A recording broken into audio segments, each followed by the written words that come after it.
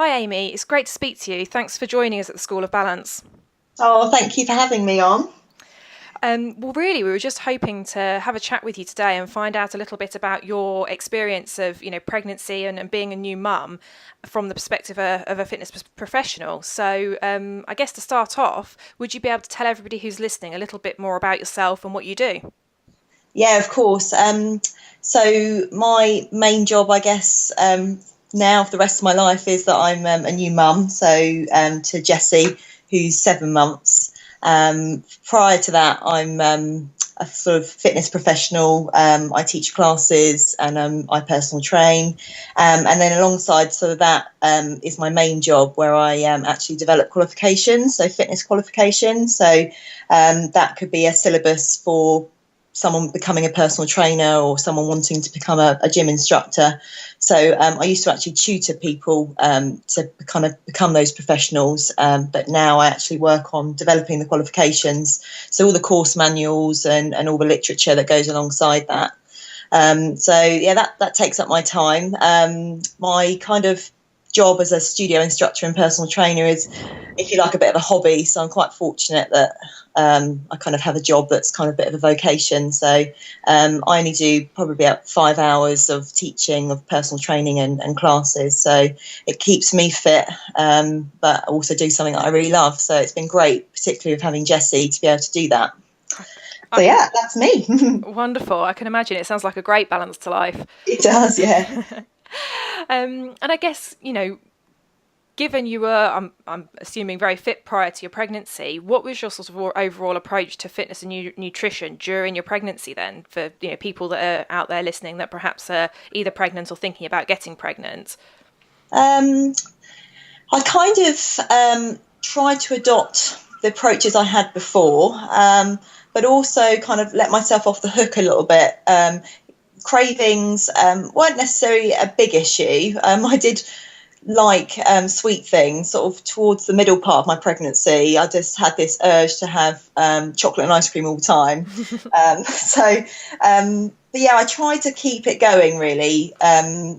My How I was before, but obviously it's very difficult when you've got such a lot of physiological changes as well as sort of psychological changes going on. So fitness wise, you have to be sensible, but equally, there's research now that says you've got to be fit. It's really important to be strong whilst you're pregnant because it helps you sort of through the stages of pregnancy. Obviously, it is harder when you're pregnant. Sometimes you just don't feel like training, but yeah, I think you also have to be aware of sort of certain nutrients and stuff that you kind of would benefit you during pregnancy. Things like folic acid, obviously, before pregnancy is really important, and making sure you're getting sort of the right carbohydrates to keep energy throughout the day. So really being mindful that you do need a little bit extra, but not to go overboard. It's only actually 300 calories extra you need a day towards the end of your pregnancy. So the whole myth of eating for two is definitely not correct. So yeah, I think my approach pretty much was trying to be the same, but just being aware that if I didn't sort of keep on the straight and narrow, it really did not matter at that point, really. Yeah, I guess you've got other priorities when you're. Exactly. Yeah. Yeah, and I guess it sounded, continued working out throughout your pregnancy. Did you get any sort of funny looks or comments from people that were perhaps concerned about you doing so? Because I know perhaps the previous generations might have thought that continuing to exercise intensely would be a concern. I think probably doing the job that I did, luckily for me, it was probably water off a duck's back. I'm sure there was a few people that kind of looked at me, particularly as I got to sort of 36 weeks pregnant, trying to do some sort of walking lunges with weights, probably thinking, what on earth is she doing? So I think probably in the gym, I probably got away with it more. I have to say, though, my big sister, gave me a bit of a stern look last year when I ran the Race for Life 6 months pregnant, and she said to me, "You best be walking." And I was like, yeah, that's fine, yeah, I'll walk. But I actually jogged round, but because I felt okay, so it was fine. But So there is still a bit of an issue with certain people, like you say, like a generational thing. I think particularly now there's even more research that says being fit and being strong during pregnancy is so beneficial. So I think most people adopt that in a gym environment. If I was to probably train outside, then I'd probably get some funny looks. But no, generally I think people are quite accepting, which is great, and that's brilliant. Well, yeah, the last thing you need is to be judged at any point, but let alone when you're worrying. Wonderful. And if you were to give sort of one piece of advice to pregnant women that you train, what would that be? I think probably to accept the fact that you're not going to break any records whilst you're pregnant. So there's no point challenging yourself too much. To not get hung up on the fact that you might not be able to lift the same weights, you might not be able to run the same distance and use the same levels on the cross trainer or whatever. It really is. Whatever you do is a bonus when it comes to working out. And also just to respect the fact that you're going to be doing the toughest job to carry a baby, go through delivery and then obviously bring that baby up is such a tough job. So just kind of give yourself a break, but also if you can work out and you can train, it is so beneficial and it's so important. But if you don't feel like it, then that's also equally fine. So I think just be mindful of the intensity level. There used to be this thing where they used to say, don't put your heart rate over 146, and that's a load of rubbish because everyone's intensity levels are different. So what I say to the girls that I train is using the 0 to 10 scale. So that's the rate of perceived exertion. So 0 being I could do this all day, every day, it's absolutely easy, and 10 being I'm absolutely exhausted, I need to stop, I'm about to throw up. And I'd always say to the ladies, train about a 7 out of 10. So you are working and you are probably pushing yourself and your heart rate's going up and you're breathing quite fast, but you're not at that point where you are physically exerting yourself too much. So I always say, be sensible, listen to your body. If you don't want to train that day, that's absolutely fine. If you can, though, you will reap the rewards. So I guess that's probably what I'd definitely say. So very much just listen to your body.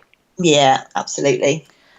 Brilliant. And you mentioned as well, it being the hardest job and going through the pregnancy and delivery.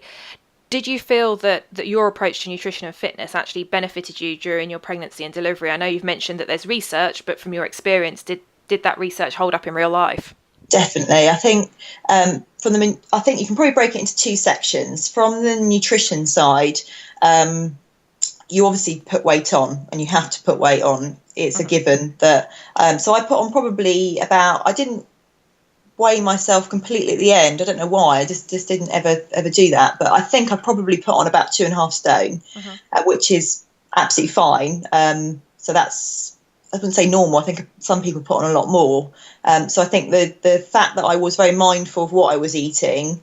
I wasn't perfect. I'm not saying I was perfect at all. I did absolutely love Magnum ice creams. Like during my pregnancy, I absolutely loved them. So I did put on weight, and probably a little bit in excess of that. But 2.5 stone is what I put on. I think if I hadn't have been mindful of my nutrition, I probably could have easily put on so much more.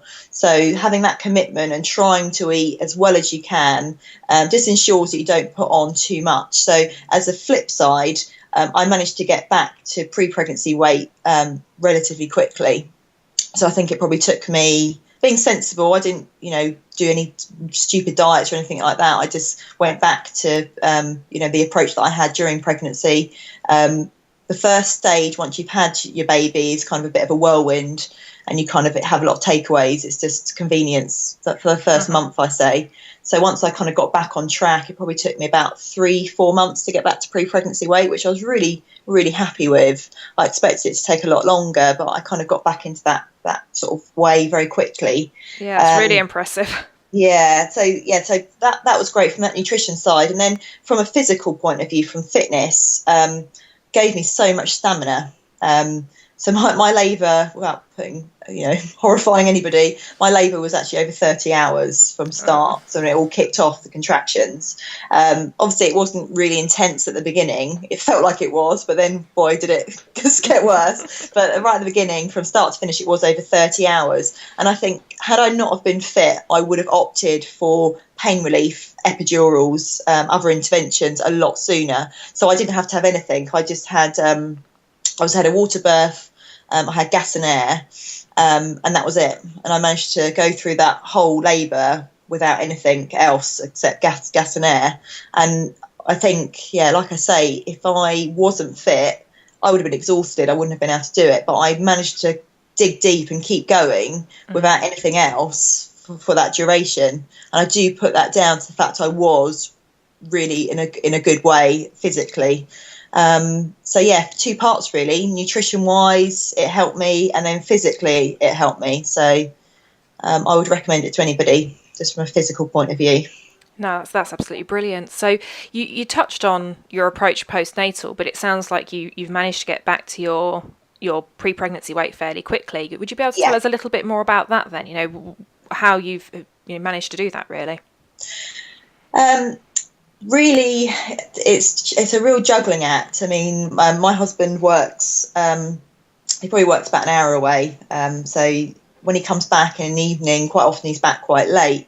So any opportunity, it's quite nice. It's escapism, isn't it? Really, you've kind of had the baby all day, and it's really nice. It's your time to kind of go away and go to the gym. I've got sisters around me. Sadly, my mum passed away 7 years ago, but I've got my sisters around me, and unfortunately, Kev's mum lives up north, so I haven't really got anybody really that solely I can rely on for childcare. So it is very much my husband and I sort of juggling it together. But he's so brilliant in the fact that he's like, go to the gym. So I'll text him and say, is it all right if I nip out to the gym as soon as you're back tonight? So he'll text me sort of when he's 5 minutes away, and he'll say, look, I'm nearly at home, so get your gym gear on. So any opportunity I get, really, I sort of head out to the gym. But I think even more so, and a really lovely bonding thing is the fact that I'm out walking all the time. And that's just really lovely anyway. I mean, the benefits of walking and just getting out in the fresh air to a new mum, it's brilliant. So I've done a hell of a lot of walking. I think that's helped. And then just trying to get the nutrition. It's not perfect, like I've said before, but it is pretty good. So that helps. So that combination of doing the exercise with the good eating helped me get back to that pre-pregnancy weight. And I didn't dream that it happened so quickly. I did sort of think I'll give myself a good year, but it's gone really well. So I'm sort of really, really pleased with that. No, that's fantastic. But I guess it must be, well, maybe it's not, I don't know. How difficult is it to not give in to cravings or the feeling that you just can't be bothered to work out when you're sleep deprived and you've been dealing with a small baby all day? I can appreciate the escapism side, but equally there must be some days where you're just exhausted. Yeah, I think also you can kind of relate it back to when you are pregnant. It's like sometimes it's just like, just don't worry about it. Just go and watch the TV. Just watch a stupid soap and just sit there and just chill out. Sometimes you do need to give in and just say it's not today. There's no point going to the gym, because probably what I do at the gym is not going to be particularly productive. So I think I sort of set myself a bit of a challenge. So I want to do a certain number of sessions a week, and if it doesn't happen, then I don't get hung up on it. But if I can, then you're sort of going towards that. I don't know, sort of going back to where you were. Your pre-pregnancy figure. Your body will never be the same again, but it's embracing it and trying to get back so that you kind of feel happy with yourself, because your body does go through a lot of physiological changes. And I'm kind of quite open. It's like I'm very proud of the fact that I've had a baby, and I feel very blessed and very lucky to be able to have a baby. And I just embrace the mummy tummy. My tummy won't be the same again, but it's great. I've got a baby to show for it. So yeah, I set myself a little bit of a target on how many gym sessions I want to do, or how much I want to go out and walk. and just try and commit to it as best I can. But life does get in the way with like anything. You might have a stressful job and you can't fit a session in. You just do what you can when you can, really. No, it sounds very balanced. And Yeah. and if people wanted to get in contact with you or find out more, are you on social media? Where can we get in touch? So yeah, I'm on Twitter. So it's Amy Bett's PT. My husband and I have got a bit of like a joint venture. We have a website.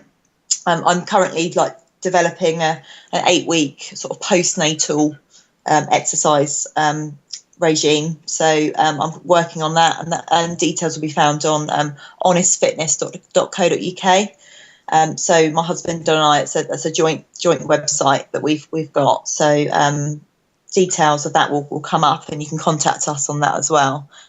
So that's where we are. Yeah. So I do use Twitter. I like to sort of write about things, sort of exercise tips and things, and it's kind of quite nice, Twitter, I think, opening it up to the sort of social media world. It's really interesting. I sort of follow key people and get sort of their advice as well. So it's kind of taking what I know personally from a fitness professional's point of view, but also listening to some of the research and stuff that comes out. So I'm a bit of a geek for that. I absolutely love reading research articles and stuff. So no, that's great. Thank you. I'll make sure all of the details are on the blog when it goes up with the brilliant. interview.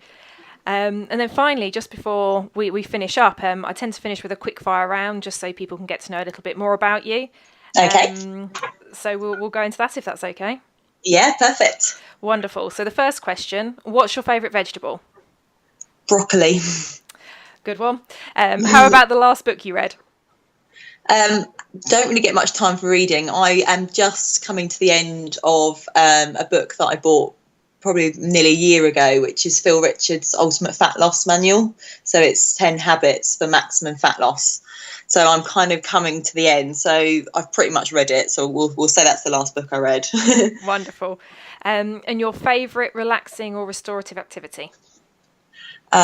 Very fortunate in that I teach body balance once a week, which I absolutely love. So I'd say body balance, but also getting out in the buggy with Jessie and walking. Nothing, you can't beat it. Walking around and just sort of taking everything in. So probably two of those there I've slipped in. So yeah, body balance and walking. Brilliant. And what's the one online blog or podcast or website that you'd recommend, or other than your own? I like a guy called Ben Coomer. So I can give you details of those as you sort of publish the blog. So yeah, he does a podcast, covers loads of different subjects of fitness and nutrition. And I just love what he stands for and his approach. So yeah, I'd recommend Ben Coomer for podcasts. Brilliant. And your favourite treat food or drink? Is it still the Magnum? Bit of a funny story on that one. My husband put me off of Magnums during pregnancy by buying me 3 boxes. He thought he was being really romantic, and I saw 3 boxes in the freezer and I was like, do you know what, I don't like them anymore. So he put me off of that, but it is still ice cream. That's my biggest weakness. So yeah, definitely ice cream in general, just anything. Perfect for this sunny weather then. Yeah. Oh, that's wonderful. Well, thank you very much for your time, Amy. It's been wonderful to speak to you. You're welcome. Thanks, Sarah. Thank you. Bye-bye. Bye.